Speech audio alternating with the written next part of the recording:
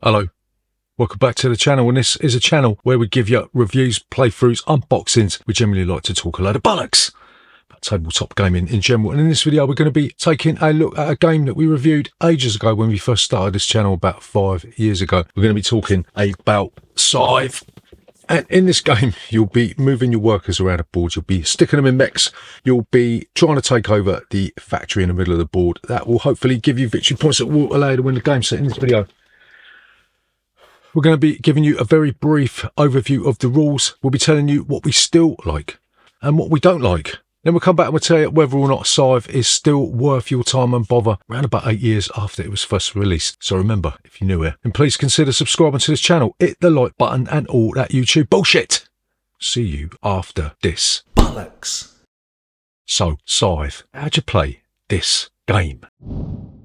So Scythe is an action selection / worker placement game, right? Each player is going to get a player board. You'll see that there is different actions that you can select on this board. You're also going to get a number of starting workers and a number of resources, and you're going to place these workers and resources in the spaces near your faction's home space, right? You're also going to put some mechs on your player board that are going to cover up special actions, and when you unlock these mechs and unlock different structures on your board, they're going to reveal different rewards that you're going to get when you select that action. Yeah, so the main mechanism of this game is selecting the action you want to take. You've got to remember that you can't select the same action in subsequent turns, so you're going to have to move your action pool onto a different action every turn, right? So the first action you can do is you can move up to 2 different units that you control. You can move a worker 1 space, you can move a mech 1 space, or you can dump a worker in a mech and then transport them that way. Yeah, going to be other ways for you to get more movement. You're going to be able to maybe get a factory card that's going to allow you to move more units, more spaces, right? And if you move any of your units into an opponent's occupied territory, you can have a scrap. We'll have more on that later, right? So the next action you could do is you could bolster, pay the cost on the player board, and then you will increase your power by 2 and draw a combat card, right? Power is used in combat. You'll be spending power to increase your combat capabilities. You'll also be able to play combat cards in addition to using power in the hope you get a better combat score than your opponent, right? Next thing you're going to be able to do is you're going to be able to produce. You'll be able to choose a certain number of territories you control, and they will produce the resources that are associated with that region, right? So if you're on the tundra, you're going to get some oil, yeah? And you can take the trade action. You'll pay 1 money and you'll be able to gain 2 resource tokens and increase your popularity, yeah? There's also bottom row actions. These aren't mandatory, right? But you can take the bottom row action if you want or if you can, yeah? But you've got to remember that you've got to take the top row action first, then the bottom row action second. So first thing you could do is you can upgrade. You'll take a technology cube from any green box on your player mat and you'll place it on any red box, yeah? This will increase the efficiency of your engine, you know? You can deploy. You can pay the cost that's on your player board. You'll be able to place a mech in any space where you've got a presence, yeah? Where you've got a unit. And from now on, all of your mechs and your character gain the ability that you've just revealed on your player board, yeah? You could build one of these structures that's on your player mat. You've got the monument, and whenever you take the bolster action, you also gain a popularity. The mill will allow you to take the produce action, and the mine acts as a tunnel, basically like a teleportation system. You can go from your mine to any tunnel on a board, right? Next thing you can do, you can enlist. You'll pay the cost to take a recruit token and you'll place it on the recruit 1-time bonus, and you immediately gain that depicted bonus. Further to this, you also get the bonus from the people sitting to the left and right you if they've unlocked it, yeah? So if at the end of your move action you're in a space with an opponent's unit, then you'll have a bit of combat, yeah? You'll choose how much power you want to use and you'll take one of the dials, you'll add the power to that dial, yeah? And then you'll choose whether or not you want to use any combat cards and you'll slide them behind the dial, and then both of you will reveal, and then the player with the highest amount of combat strength will win. There's also encounters. If you land on a space with an encounter token, you'll be able to draw an encounter card. It generally give you sort of like a multiple choice thing, so it'll provide you with a scenario and then you'll choose an option and maybe get a reward, you know? Finally, you take over the factory if you want. You'll be able to take a factory card, you'll be able to put it next to your player board. This will give you an ability like maybe move further with more units. So you win the game by completing objectives. You might have to win a certain amount of combat. You might be able to build all of your mechs, and you'll put a star token on each one of these, right? Game ends immediately when a player has placed their 6th star, and you'll translate all of your scores into coins, yeah? You'll get coins that you accumulated during the game. You'll get coins for every star token you place during the game. You gain coins for each territory that you control, and the factory is counted as free territories, right? So it's in your interests to get in there pretty quick, right? Then you'll gain coins for every 2 resources that you control, and you'll gain 10 coins for the number of structure bonuses that you received, right? And once you've done that, then the player with the most coins will be the winner of Scythe. So why the fuck are we still playing Scythe 8 years after it was first released?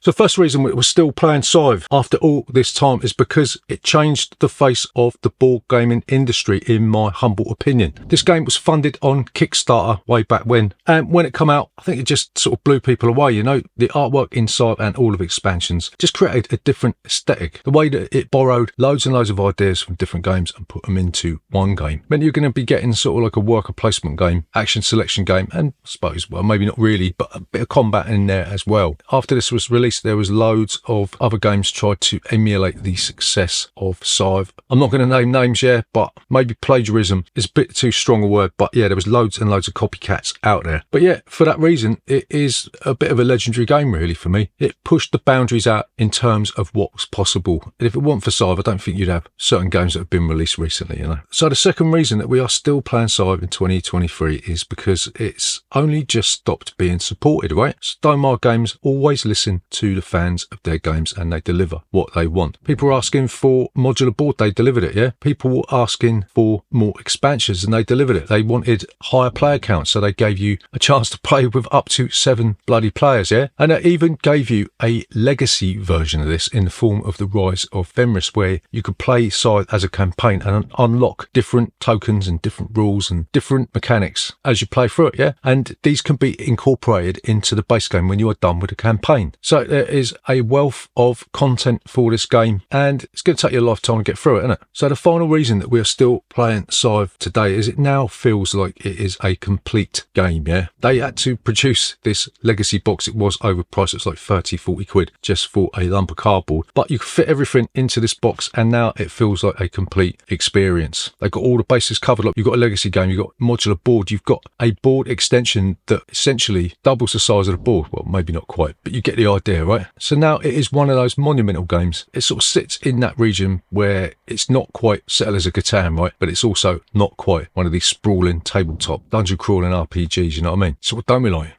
about Scythe?